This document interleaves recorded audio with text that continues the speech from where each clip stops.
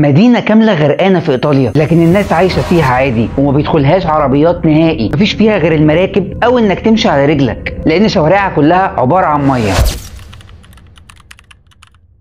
المدينة دي اسمها مدينة البندقية، هي مدينة إيطالية تم إنشائها في القرن الخامس الميلادي، وده لأن وقتها كان في شوية أسر عايزة تهرب من المشاكل اللي موجودة، فقررت إنها تعيش في مدينة البندقية اللي هي كانت عبارة عن بحيرة أو مستنقع وكانت كلها مية، وظروفها ما كانتش ينفع تماما العيشة فيها، لكن هم قرروا إن هم يحافظوا على عيالهم وعلى أحفادهم ويعيشوا فيها بأي طريقة، فجابوا أشجار الصنوبر ورموها جوه المستنقع لحد ما هبطت تحت خالص، وفضلوا يكرروا الموضوع ده ويجيبوا الأشجار دي ويرموها فيها، وجابوا أحجار كبيرة وحطوها في الشقوق اللي موجوده وصبوا عليها خرسانه عشان تبدا عمليه المدينه اللي بنوها فعلا في خلال اجيال، وما بقتش بالوضع الحالي غير بعد اجيال كتير جدا. المدينه دلوقتي عباره عن شوارع مليانه ميه ما ينفعش يدخل فيها اي عربيه، وسيله الانتقال الوحيده هناك هي رجلك او انك تركب القارب الصغير او الجندول، وده اللي بيتنقلوا بيه في شوارع المدينه. المدينه دي في القرن الخامس كانت وصلت انها بقت مركز تجاري بين الشرق واوروبا، وكانت من اغنى المدن في العصور الوسطى وعصر النهضه، موجوده في بحيره فينيسيا ومتوصله ببعضها عن طريق 400 جسر، ان هي دي الوسيله الوحيده اللي ممكن توصل الشوارع ببعضها، لان شوارعها اصلا مش شوارع، هي عباره عن قنوات، القنوات دي بيجري فيها ميه والناس بتمشي فيها على رجلها او بتركب مراكب او الجندول الصغير عشان تعرف تتنقل من مكان للتاني. طبعا مفيش عربيه تدخل هناك، ما هو لحد دلوقتي مفيش عربيات بتعوم، وللاسف قربت تختفي.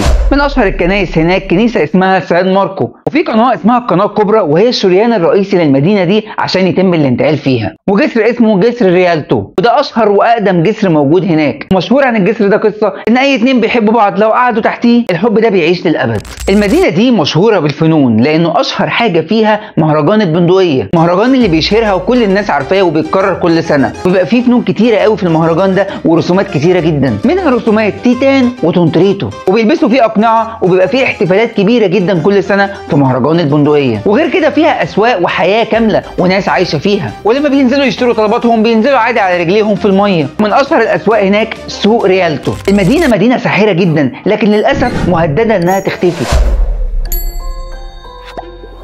بسبب ارتفاع منسوب الميه اللي كل سنه بيزيد عن السنه اللي قبلها، وكل ما منسوب الميه زاد كل ما المدينه بقت في تهديد اكبر انها تختفي تماما. تفتكروا مدينه ساحره وجميله زي دي لو اختفت في يوم من الايام هنعرف نعوضها تاني او نعمل مدن زي دي تاني؟ العالم موجود فيه مدن كتير قوي جميله، وايطاليا تحديدا فيها اكتر من مدينه الناس تتمنى تعيش فيها، بس تفتكر لو انت عايش في مدينه زي دي تقدر تعيش وتكمل حياتك فيها، ولا بالنسبه لك تبقى مجرد مدينه سياحيه تروح تقعد فيها اسبوع ولا اتنين وترجع بيتك تاني، لانك ما تقدرش تعيش في مكان زي ده وما تقدرش تمشي في الميه كل شويه وتعيش من غير عربيه؟ انا عادل مجدي، شير كتير للفيديو ده عشان الناس كلها تعرف المعلومه عن المدينه دي، واكتب لي في كومنت اذا كنت تقدر تعيش في حاجه زي كده ولا لازم تعيش في وسط الدوشه والزحمه والعربيات.